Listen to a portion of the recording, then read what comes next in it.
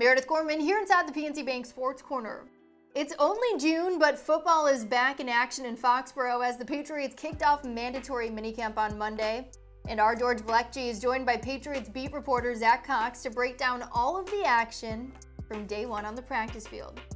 George Vlecki here with NESN Patriots beat reporter Zach Cox. Day one of minicamp for the Patriots underway and through. The offense looking good, Zach, but the talk with the Bill Belichick presser, everything around DeAndre Hopkins right now. Bill, the GM, says DeAndre is visiting. Bill, the traveling secretary, says he doesn't know when, but still he's saying that there is interest in Hopkins from the Patriots. Yes, he has confirmed that there has at the very least been contact with DeAndre Hopkins from the Patriots. Bill Belichick didn't really want to say anything beyond that related to DeAndre Hopkins. That basically is trademark Bill Belichick. That's exactly what you would expect from him. But him even confirming that there has been some contact there is a notable move in that direction.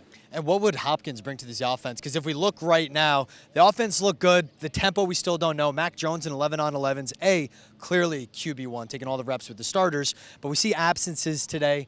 No JuJuSmith-Schuster, no Tyquan Thornton, no Trent Brown still. So the offense looking good, but we don't know what kind of offense we're getting so far. Yeah, and you look, even if the Patriots do have all of their available offensive weapons, they still don't have that true number one type wide receiver that they've really lacked for the last several seasons. There's not a guy in there that forces the defense to really kind of game plan specifically around him. DeAndre Hopkins, he's 31 years old now. He's not the all-pro that he was earlier in his career, but he would still immediately step in and be the Patriots' best wide receiver, if not their best offensive weapon overall. I thought it's been notable that Kendrick Bourne last week and Mac Jones after practice today both advocated for the Patriots to sign DeAndre Hopkins. Mac, after practice today, said, obviously, we would love to have him, even though he did go on to praise the group that they currently have constructed. So it's pretty clear that even the Patriots inside the building, even a player like Bourne, who could have his reps cut or potentially even be pushed off the roster by someone like DeAndre Hopkins, even he wants him to come and join this team. I think that says a lot.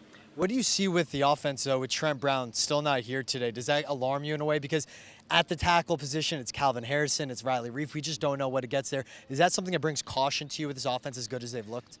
The offensive tackle spot's deeper than it was last season. It was a real mess last year. They didn't have much quality depth at all. I'm sure the Patriots would have preferred Trent Brown to have been out here on the field so far in OTAs and then here through day one of minicamp. According to a report from Mark Daniels over at Mass Live, he did plan on being here today and then had his flight canceled by a hailstorm, which is kind of a sort of weird freak weather event, act of God type thing. We'll see if he's able to get here on the field tomorrow. But the Patriots obviously are a better team and a better offensive line if they have that peak Trent Brown in there. With what we've seen from him over the last couple of years, reliability and constant level of play, always a little bit of an issue. So he's a guy you want on the practice field as much as possible. Still looking at the offense, no pads on. The tempo's varied throughout the day, but 7-on-7s, 11-on-11s. Mac Jones and certainly Mike Gesicki have stood out. That relationship continuing to target him early and often and plenty as well. All right, but to the defense, it's tough to, evaluate them as well. Again, you can't really put your hands on anyone,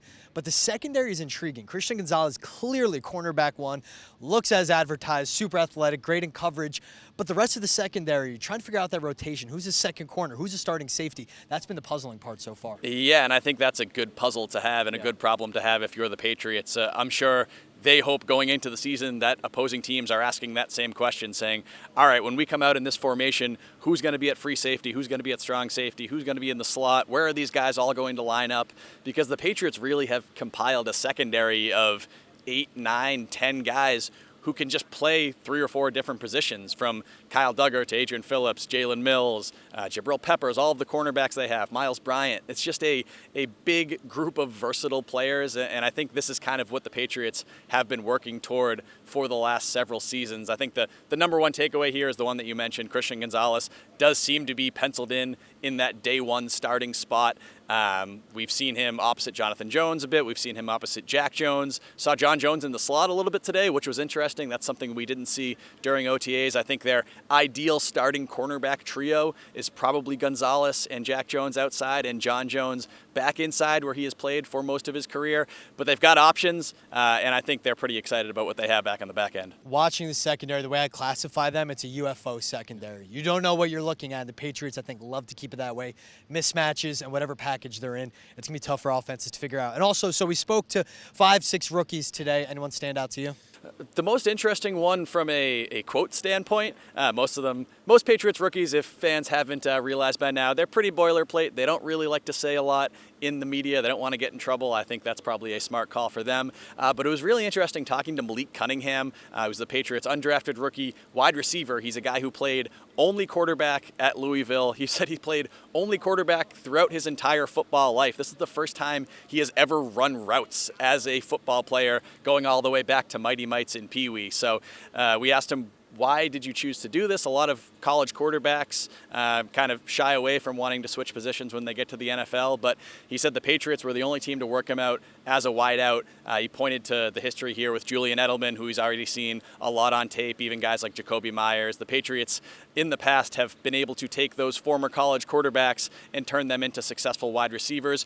We'll see if that's the case for Cunningham. I would say that he has not really stood out all that positively on the field. But again, this is a guy that is running routes and playing receiver for the first time. Certainly going to be a guy to watch in training camp if he can stick around that long. Definitely want to jump out to Marte Mapu. We don't know what position he'll be. When we asked him, are you a linebacker, are you safety? He said, ask them, pointing behind him. Whatever they say I am, and he's up for the versatility. Malik Cunningham, we'll see how he pans out. One person I always know to spot to be in, that's Zach Cox with the latest on the Patriots. Zach, thanks for joining me. Absolutely. PNC Bank, helping to make banking easier.